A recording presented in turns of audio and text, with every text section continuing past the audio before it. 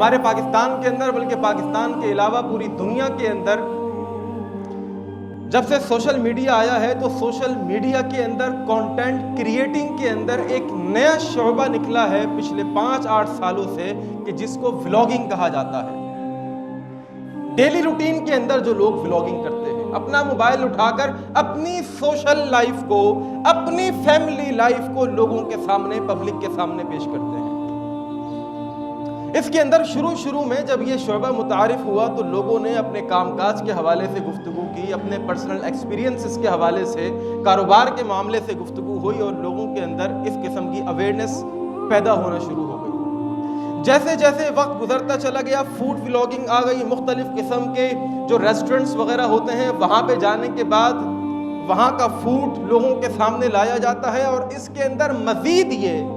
یہاں تک تو بات ٹھیک تھی، لیکن اس کے اندر ایک بڑا ہی غلیظ قسم کا ایلیمنٹ داخل ہو چکا ہے کہ انسان اپنی ڈیلی ولاگنگ کے اندر اپنی فیملی لائف کو، اپنی والدہ کو، اپنی بہن کو، اپنی بیوی کو